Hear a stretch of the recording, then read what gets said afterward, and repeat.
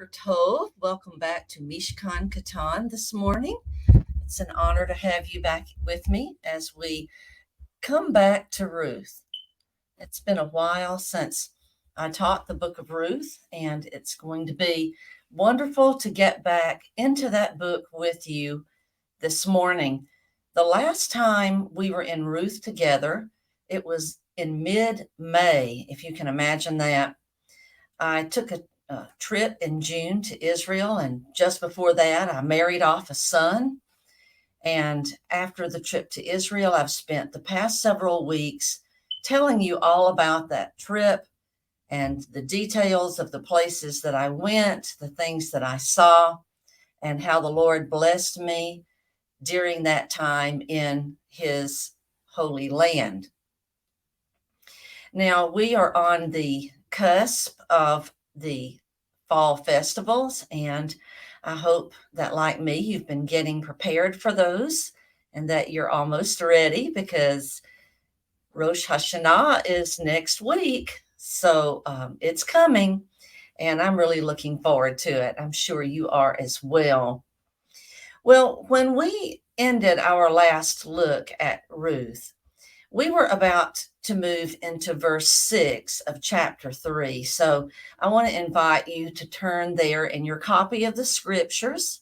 And as we usually do, follow along in your translation, because we're going to be preceding verse by verse as usual. Now, at the end of verse 5, Ruth had told Naomi that she would do all that Naomi told her to do. And it says in verse 6, Vaytered Hagoren Vata'asa Kol Asher Sivata Kamotah. And she descended to the threshing floor, and she did all according to all that you, Naomi, said, I will do. Now, again, most of the time I'm translating directly from the Hebrew. And so if a translation sounds awkward, it's because I have done that. Toward the end of today's time together, you'll see that I did not translate directly from the Hebrew, if you're familiar with the Hebrew, because I just ran short of time in preparation. And so I did some borrowing of translations from other sources. So just be aware of that. Okay, now remember that the verbiage here of going down to the threshing floor. This area was situated below the main city, and as such, the chaff from the processing of the wheat would blow down and away from the city, due to the area getting hot, dry winds at that time of year, which is actually this time of year. Actually, here we are in early September. We are at the very end of the harvest season, and this is the time of year when the men would have been on the threshing floor processing the grain. So, in the land of Israel at this time of year, there are hot, dry winds that blow. So, it very rarely rained in the summer in Israel, and the same is true today. In 1 Samuel 12, verses 16 through 18, for example, the scene is set during the wheat harvest. That is the end of summer. And the Lord Samuel calls on the Lord, that is, to send thunder and rain. Now, if he'd done that in the deep south where I live, it would not have been a miracle, okay? Because we get a good bit of rain, and this year we have gotten a lot of rain. There have been some summers where we've gone 45 days straight with no rain, but this was not that summer, okay? And we've also had a good deal of thunder and lightning along the way also.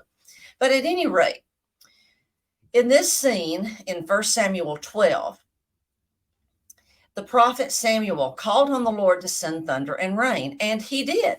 He did do this. And the people were so amazed by this because it very rarely rains in Israel at this time of year. The people were filled with reverence, with awe.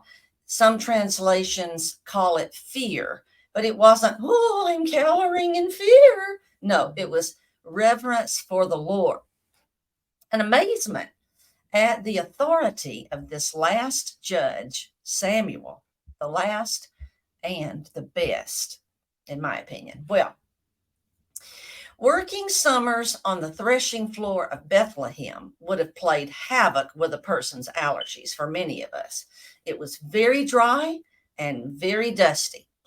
Now, some of the sages make a distinction that Ruth first went down to the threshing floor, and it was after she had arrived and hidden herself that she did what Naomi said. Now, what did Naomi say? Let's think about that. She told her to get herself all gussied up, good old Southern expression, all gussied up and all perfumed and ooh la la, you know. But Ruth perhaps did not want to parade through the streets at night, attired so, dressed so, smelling so. So it's entirely possible that Ruth did not fully understand this plan, but she had enough sense to know that she didn't need to parade through the streets at night all bedecked, shall we say. So some of the sages believe that it was after she got down to the threshing floor that she found a quiet corner and she got herself all changed into her finery and into her perfumery. And then she carried on with the plan, even if she didn't fully understand it. She knew that she was largely untaught in many of the ways of Jewish culture, and especially Jewish culture in the land. She had lived for over 10 years with Jews, Elimelech's family, Naomi's family. But it's extremely possible that she had a lot to learn. Very probable, as a matter of fact. And so she relied on her mother-in-law and she trusted in her mother-in-law's judgment. Verse 7, going on. Vayochal Boaz, vayesht lebo, vayabo, lishkav, bikse, ha'arema, vatabo, valat, vagal, marglotav, vatishkav. In the English, it says, and he ate, Boaz, and he drank, and he was in a fabulous mood. I love that translation. Another translation says he was merry in his heart. Okay. And he went to lie down at the end of the grain pile. And she went forth stealthily, softly. Literally, the translation says in the heart. And she uncovered from his feet and she laid down. Now, some have suggested that Boaz had had some alcohol along with his very good food, which had contributed to his good mood that night. And I don't know, maybe he did. It wouldn't have been unlikely for him to do that. Others have added that he was merry because of rejoicing that the harvest was bountiful. Now, that is certainly a cause for rejoicing because remember, Elimelech's family had left Bethlehem, the house of bread, because incongruously it had become a house of low bread, a house of no bread. Okay, there had been a famine there, and it had lasted for over 10 years because remember, the girls of Moab were married to the men of Bethlehem for 10 years before the men died. So the famine had gone on for quite some time.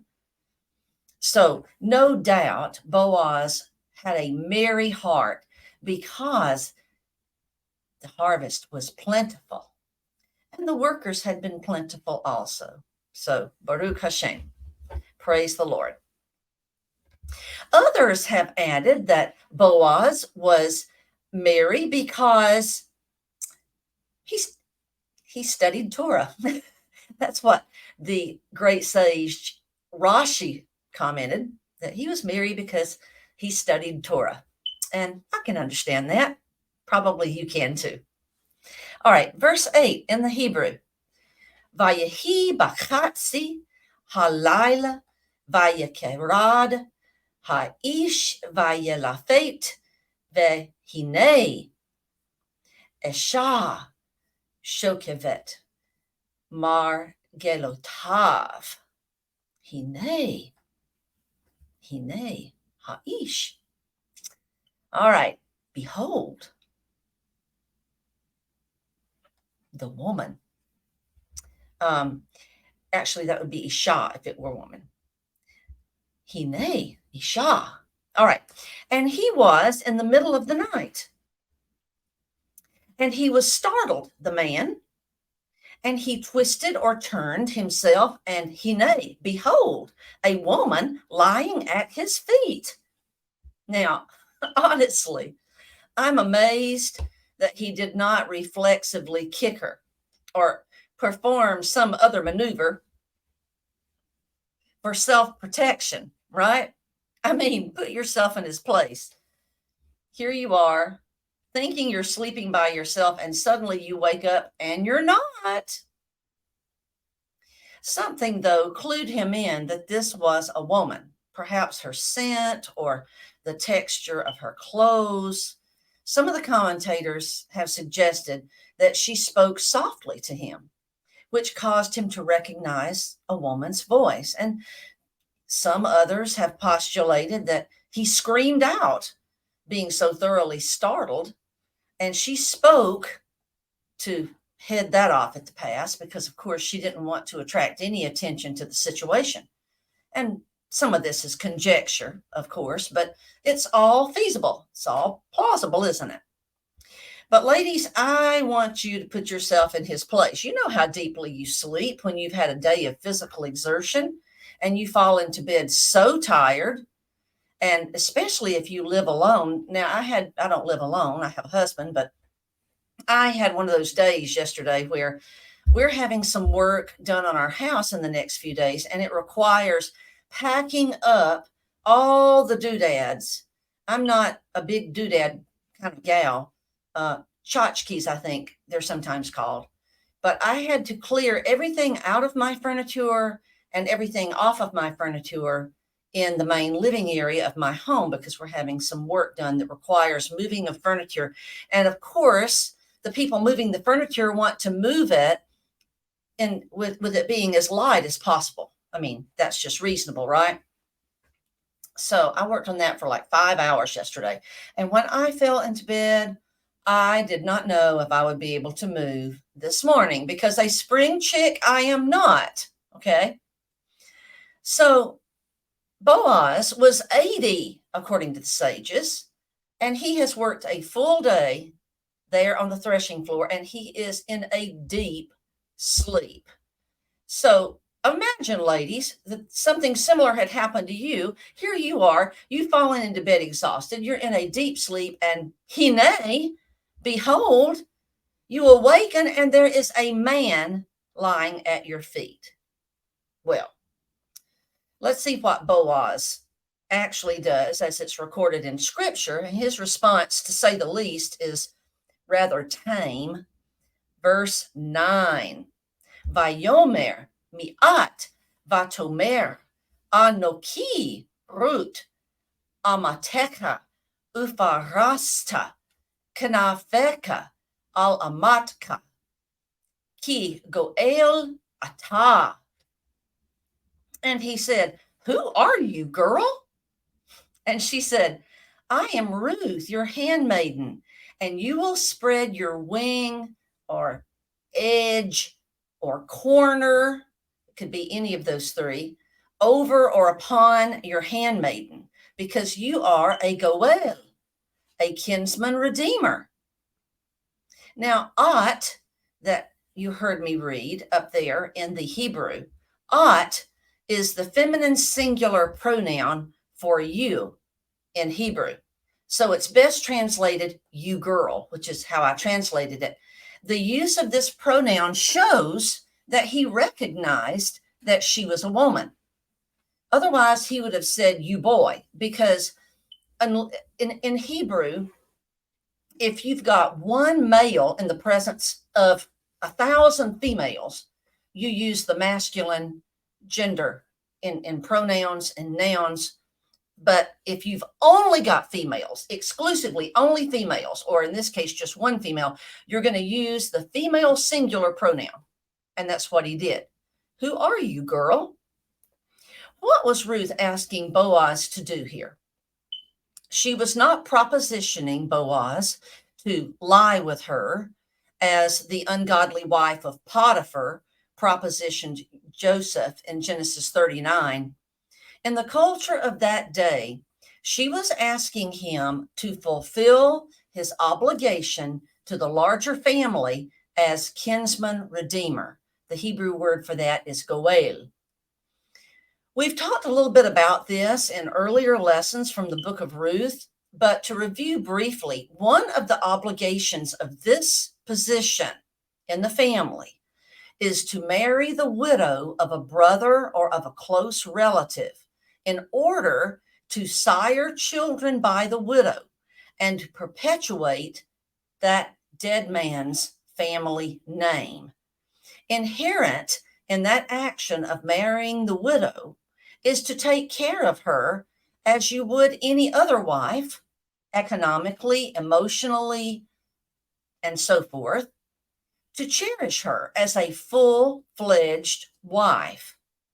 For Boaz to have cast the corner of his shawl, it's sometimes called a talit, over Ruth, would have been committing himself to fulfill this obligation. So obviously, Ruth was making a big ask here. I remember when I was at the synagogues in Israel, the men in the synagogue on Shabbat had on their talits. Each of them had on his talit. And in the first synagogue service I ever attended, I remember seeing the older men put the corners of their talit over the younger men who were with them. The talit are big, y'all. A talit is about the size of for a grown man, a talit is about the size of a full-sized top sheet, a top sheet for a full-sized bed. So the men took the corners, the outer edges of their talits, and they spread them over their sons and grandsons as they prayed. It's an act of patriarchy. It's an act of leadership. It's an act of someone who holds the position in that family unit. The sages also contrast Boaz with other biblical figures such as Ahasuerus, the Persian king, who, according to Jewish sources, augment the biblical record by commanding his then queen Vashti to appear before him and his banqueting guests unclothed. We'll see that again when we study the book of Esther together.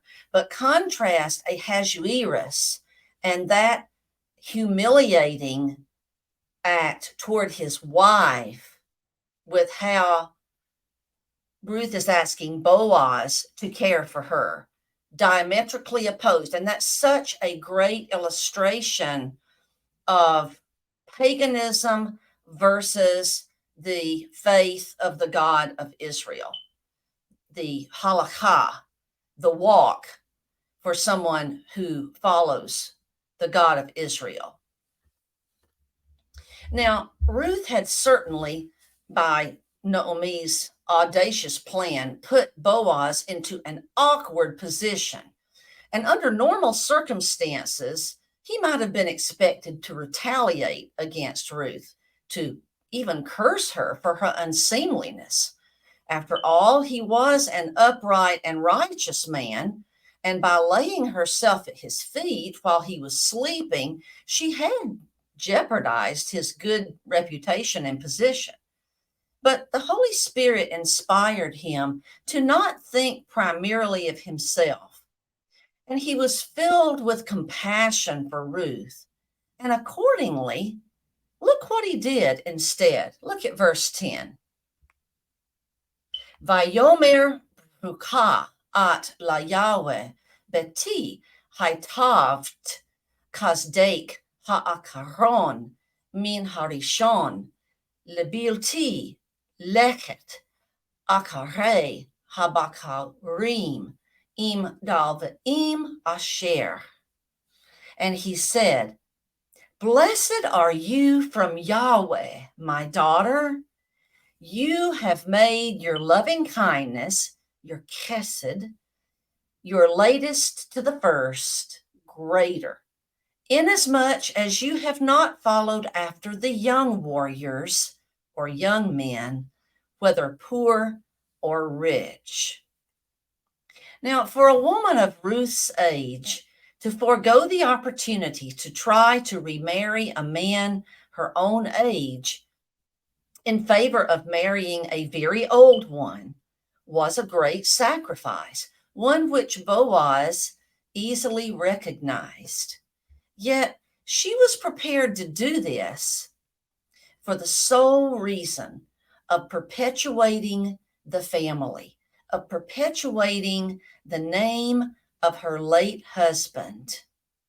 This act of Ruth's, more than anything else, showed her devotion to her new religion, Judaism, to her newfound faith. And it was an act of great faith. Boaz had been impressed by Ruth's devotion to her mother-in-law, Naomi, but that devotion paled in comparison to the devotion he was witnessing in this scene. And if a woman showed such devotion to her late husband, you have to think that Boaz realized how much more devoted she would be to him.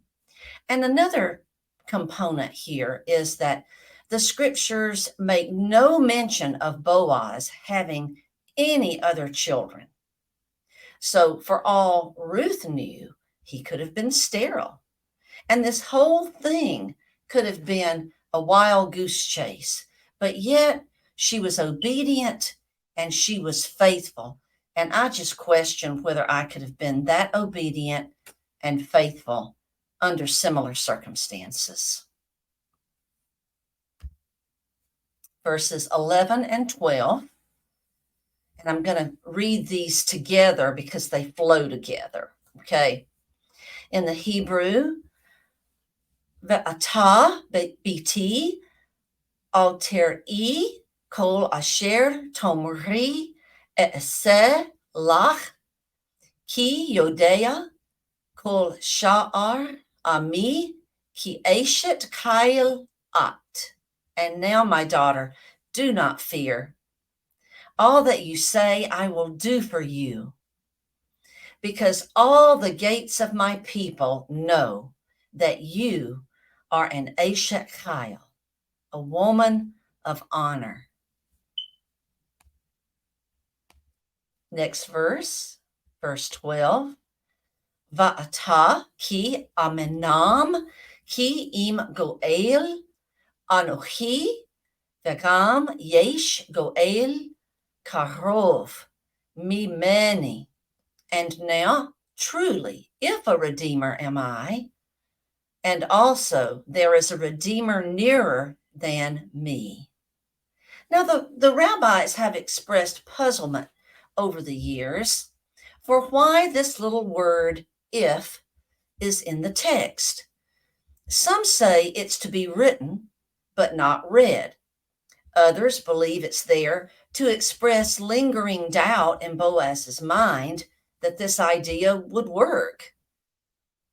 Regardless, it seems a strange phenomenon that the word is there, because there's not any doubt that there is a closer kinsman. I mean, Boaz knows there's a closer kinsman than he. He knows that. So, but he says, if a redeemer am I. So he may be saying, I may not be able to be the Goel. it may have to be this other man who is a closer kinsman than I. The sages are very emphatic on the fact that Boaz was a nephew of Elimelech's, whereas the closer kinsman was Elimelech's brother.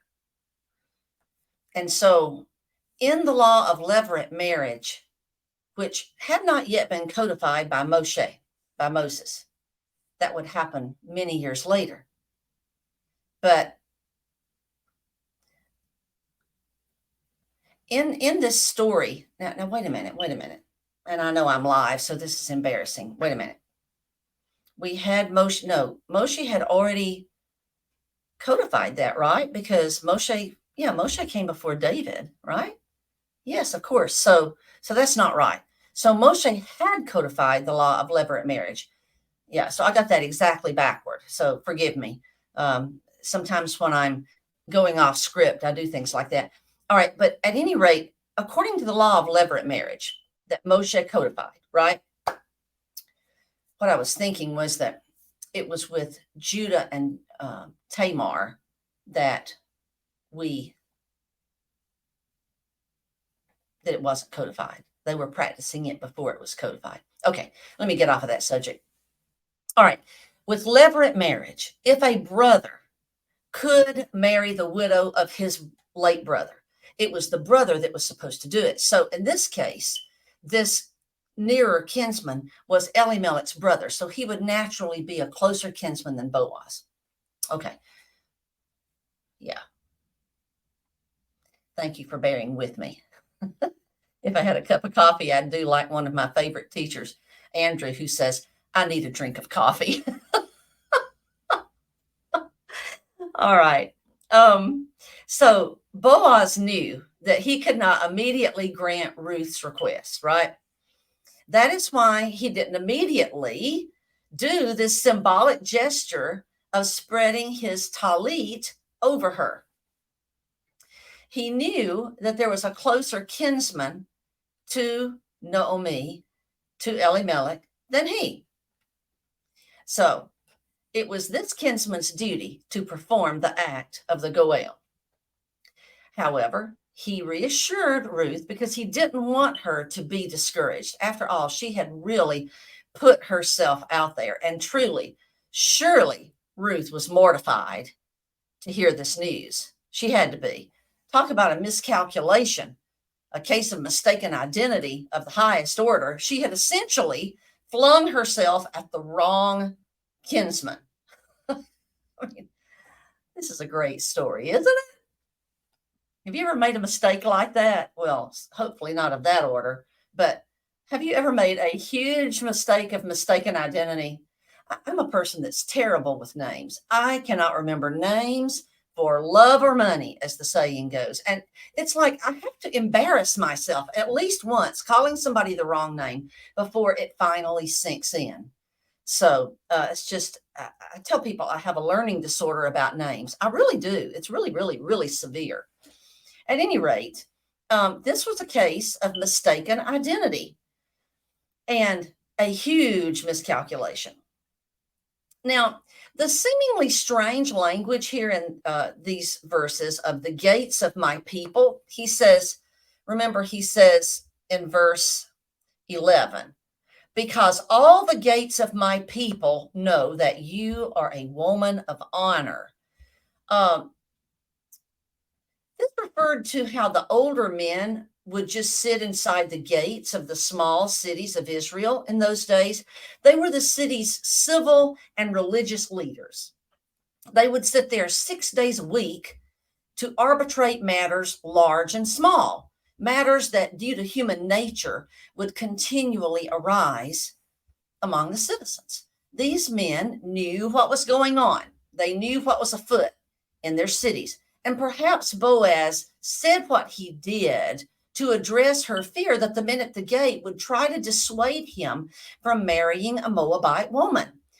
Because Boaz was a man who was learned in the scriptures, he knew that there existed a I say a little used provision, but the sages say it was a never before used provision by Moses that would allow him to marry Ruth.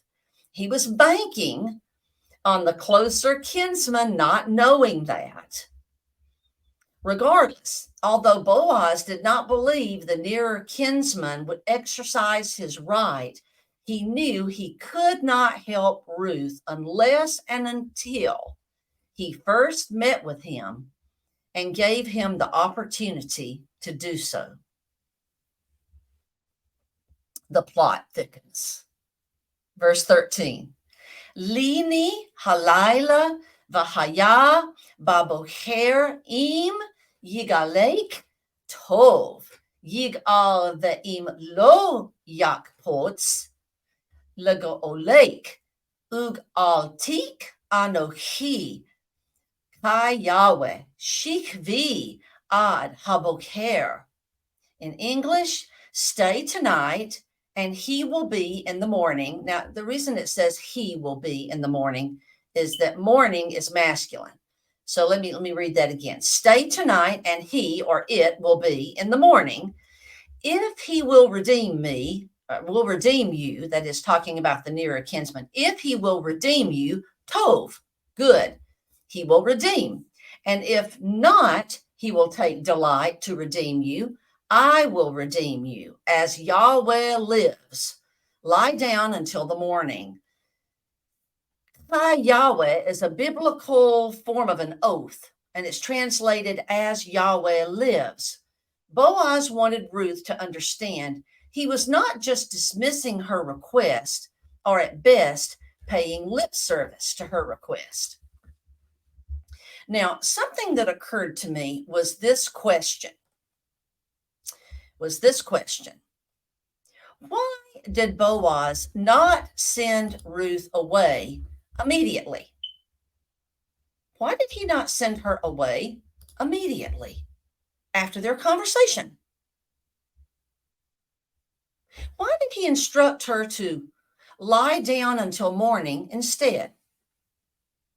Now, some of the Jewish sages comment that Boaz wrestled with his carnal nature, what Jews call the evil inclination, for the rest of the night until she left in the morning.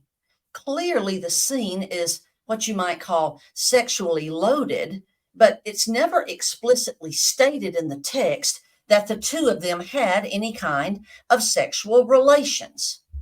We may return to this point when we get to chapter 4.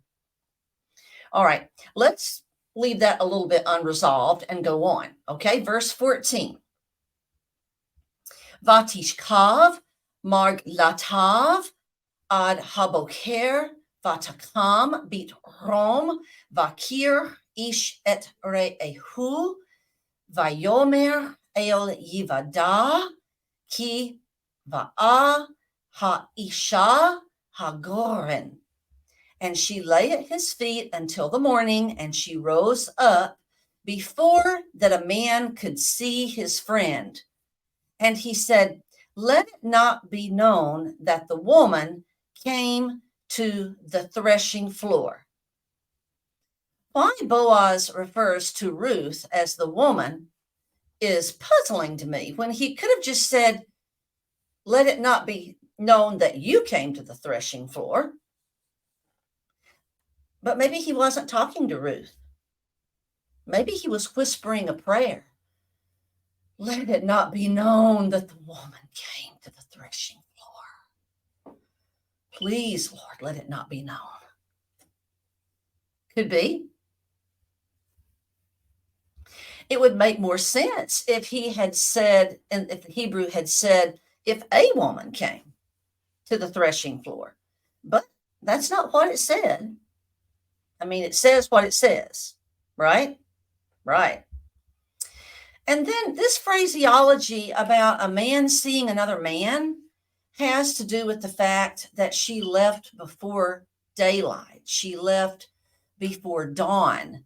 That is, when it was still too dark to see and recognize another individual. So she was leaving before daylight for her protection and also for Boaz's protection. We might say it was too dark to see your hand in front of your face. So it's a similar expression, but it's a Hebraic expression. All right, verse 15.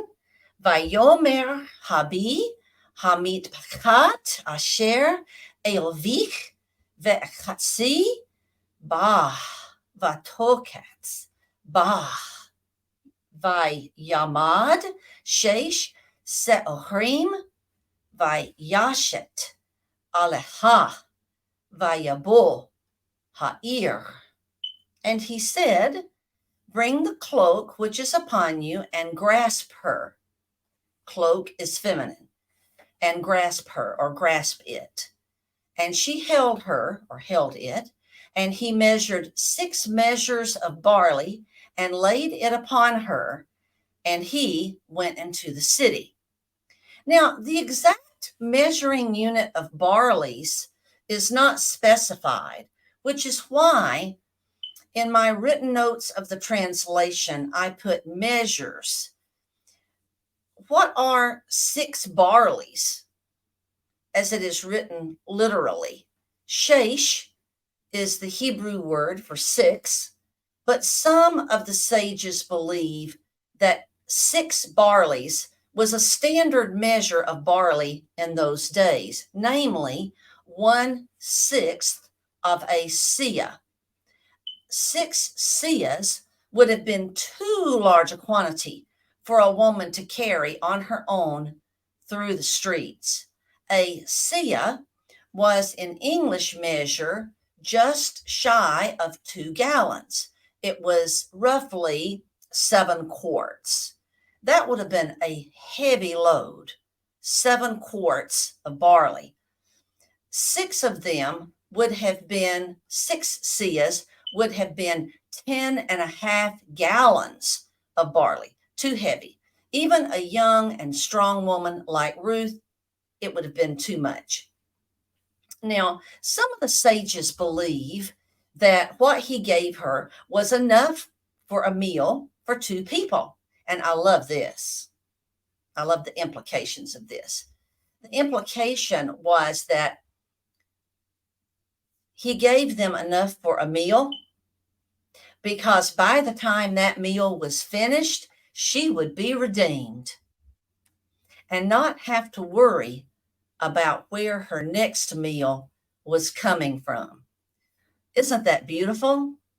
Isn't that beautiful? So if that is so, that he gave her enough for a meal, namely 1/6 of a seah, that he knew what the outcome was going to be. She would be either under the kinsman redeemer, the nearer kinsman's protection, or she would be under his protection. That's beautiful right there.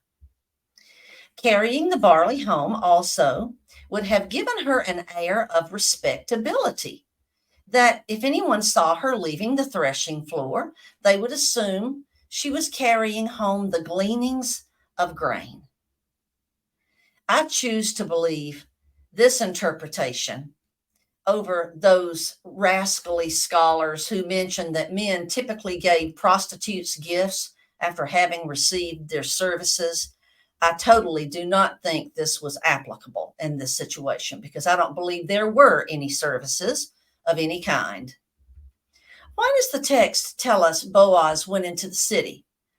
Why, he was going to locate the nearer kinsman, of course, and get this settled. He was a motivated man. In fact, I have a feeling he was practically happily skipping all along the way. As much as an 80-year-old man can skip, I guess it just depends on what kind of shape you're in. All right, verse 16. And she came to her mother-in-law and she said, "Who are you, my daughter?" And she told to her all that he had said to her, the man. Oh, I forgot to read it in Hebrew, didn't I? Vaitabo el kamotah, vaitomer mi, at, biti, va taged, lah, ate, kol, asher, asa, lah, ha'ish. Now, if you wonder about all the breath I'm expending on some of these syllables, there's a feminine ending for words where you're indicating a woman, a single woman. And to connote that, you have to expend breath at the end of the word. So it's not just ha, it's ha. So you in order to connote the correct gender that's required. I thought that was an fascinating thing about the Hebrew language, one of many. All right. So why did Naomi say, why did she say, who are you, my daughter? Now, obviously, she knows who Ruth is. Now, some of the sages believe that it was still dark and Ruth was coming into the home, and Naomi figured that it was probably Ruth, but she wasn't sure. And so she said, who are you, my daughter? So that's one possible explanation. Some sages believe that she knew it was Ruth, but she was asking her if her family situation had changed overnight. If her situation had changed overnight. If she was now betrothed. You see, in the Jewish way of marriage, and I've mentioned this before, but I love to talk about it because it's so beautiful. You are considered to be married when you're betrothed. Our equivalent, roughly, of betrothal is engagement, and we give an engagement ring, but we're not, here's my engagement ring, okay? Here's my wedding band.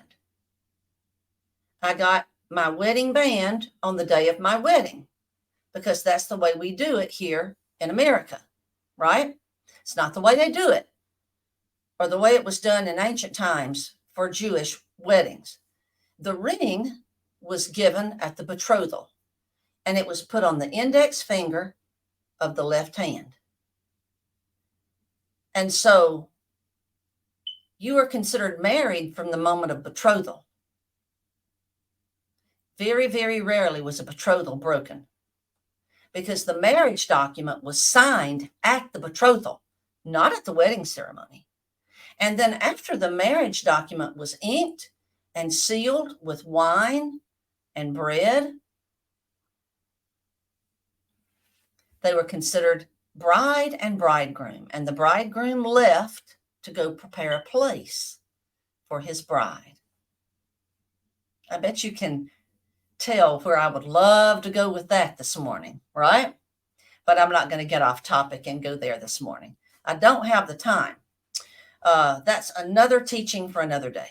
But you can see the parallels there, I'm sure, with the feast of the Lord's Supper at Passover. At that time, the Lord and his bride, us, were betrothed. And I wear this betrothal ring on the index finger of my left hand because I am betrothed to him. And one day I will sit with him at the marriage supper. Baruch Hashem. All right. Verse 16 again. Who are you, my daughter? Has your family situation changed? What happened? She wants to know. Had Naomi and Ruth managed to accomplish what Naomi sent Ruth out to do or not? And the text indicates here when it says, and she told to her all that he said to her, the man. The text indicates that Ruth gave a complete report. Then in the next verse, Ruth went on to explain how she came by the grain, the barley. Verse 17. Vatomer shesh ha she'arim, or se'arim, excuse me. It's not she, it's se'arim, ha'ele, nachan, Li ki amar al tavoi. Rekam. And she said, 6 measures of barley, these he gave me. For he said to me, do not go empty-handed to your mother-in-law.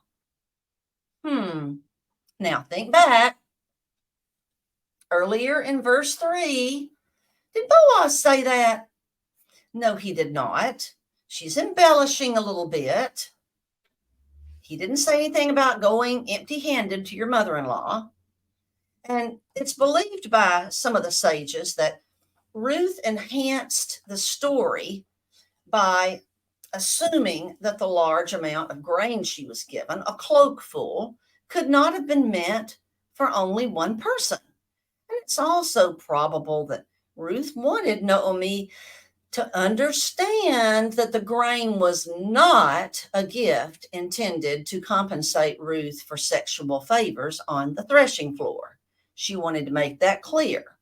Or, just as bad, that it was some sort of dismissive farewell gift indicating that Boaz had brushed them off, that it wasn't a consolation prize, shall we say. All right, verse 18.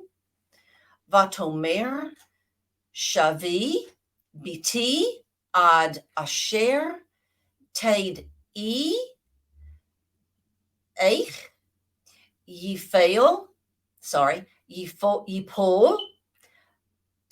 davar ki lo yishkov haish ki im kila hadavar hayom.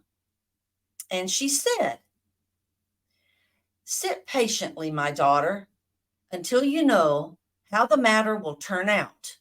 For the man will not rest until he settles the matter hayom, today.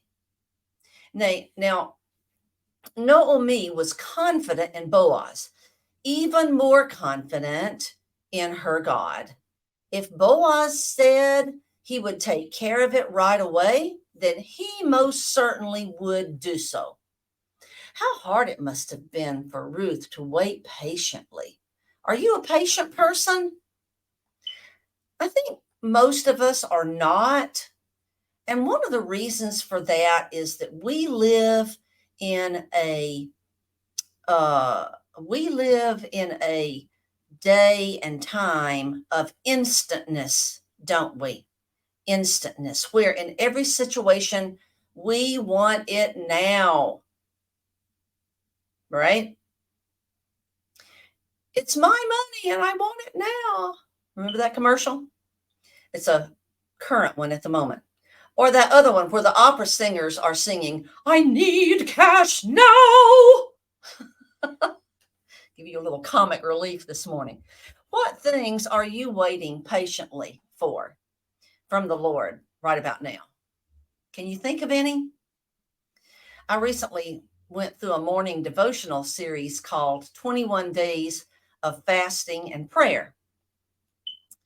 It was a good series, but it's so hard to pray and wait on the Lord, particularly for things that are super, super important.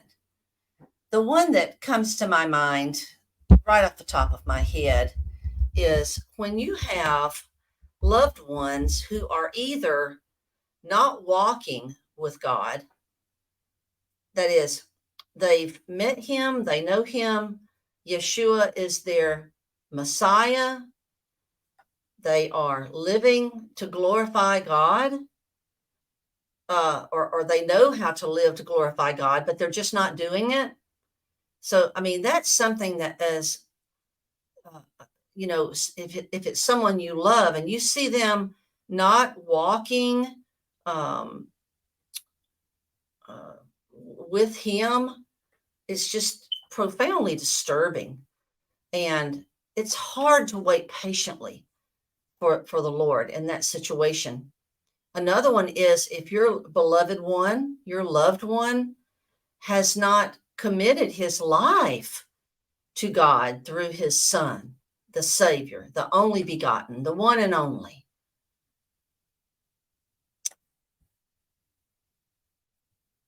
So, those things are things that it is hard to wait patiently for. Very hard to wait patiently for those things. So, here's another example. My congregation, where I worship each week, is on the cusp of moving into its first facility. Now, that doesn't sound like a thing where you might have to have patience, because even if you have to wait patiently at the end, that things are going to be kind of goofy at the end. Things come up, unexpected expenses and unexpected delays and weather and supply chain and la la la. But we have really had to exercise our faith in our congregation, because for almost 7 years, we've been meeting in a school building, which, believe me, we are grateful for that. Grateful for that. To have a place to meet, right? And to have been given the provision by Father to rent it. But 7 years of breaking down and setting up every week, it's been an exercise in faith. Our faith is a gift from God, but it's up to us to exercise our faith, right?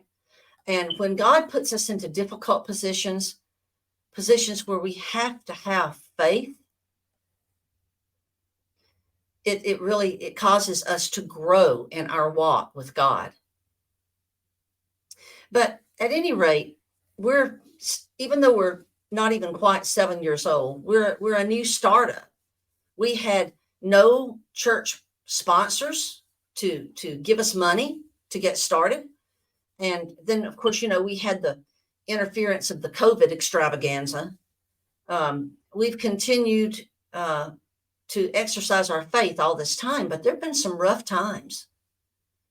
It's taken time, and it's taken patience, and it's taken saving, and it's taken sacrificing of not just our time, but our service, our funds to get to this point.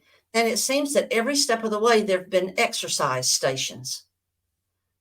You know how in some public parks, they have those exercise stations where it's like a circuit in the park, and you stop at each station and you do something. It might be pull-ups, it might be sit-ups, it might be step exercises, but you stop and you perform some kind of exercise at each station.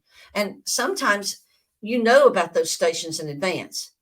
Other times you most certainly do not know about them, and they're a surprise. And with each one, we're tasked with how we're going to respond.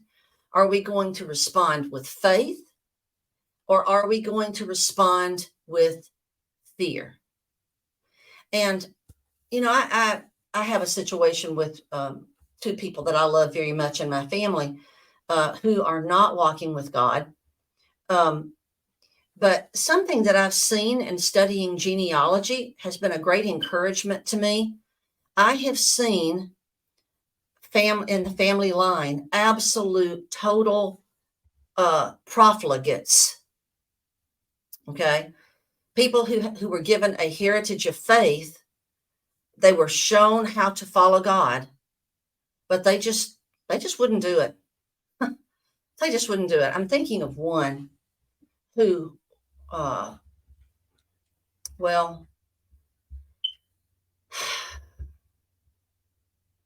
she was very immoral. Let's just leave it like that. One of her daughters became a foreign missionary. Who would have thought? Who would have thought? So while it's heartbreaking about the one who did not follow God, God can redeem. He can redeem a broken family line. And we're going to talk about that. We're going to talk about that in chapter 4 when we look at Perez. I love teaching about Perez. We'll get to him, if not in the next lesson, than the next. I've got at least one more lesson for you in Ruth. We're now at the end of chapter 3. So I believe I have 2 more lessons in Ruth. 1, maybe 2. Okay, let's leave it at that. Now, looking forward the next 2 weeks, because we've got the holidays coming up, right? I'm going to pre-record my teaching for next week because I will be away from the studio, all right? And I just don't have a lot of confidence in my ability to do this away from the studio. It might be possible, but I don't want to be at risk of there not being any teaching because I'm off in Kalamazoo and can't and try it and it doesn't work. Okay. So I'll pre-record for next week. And then during the High Holy Week, I'll be broadcasting live here at Mishkan Katan at Messianic Lamb Network. Okay. And so during High Holy Week, most likely we will finish up the book of Ruth. And at the end of that teaching, I will probably do some teaching on the fall festivals because many of my listeners are not that familiar with them. I know that some of you who tune in are extremely familiar, and I get that, but I would like to do a little bit of teaching at the end of the book of Ruth on the festivals of the fall. Very brief, but depending on how much time I have left, actually, when I do the second part of chapter 4. And so you can look forward to that. And as we are running short on time here this afternoon, don't forget, or excuse me, this morning, don't forget to, it's almost afternoon. It's 3 minutes till afternoon. Don't forget to check out my blog. And if you missed this video live, and it's been over a week since you've come to look for it at Mishkan Katan, you can find it on my YouTube channel that is scrolling across the bottom of the screen. I've learned how to do banners. Yay. Okay. Until next time, shalom, shalom, lehitraot.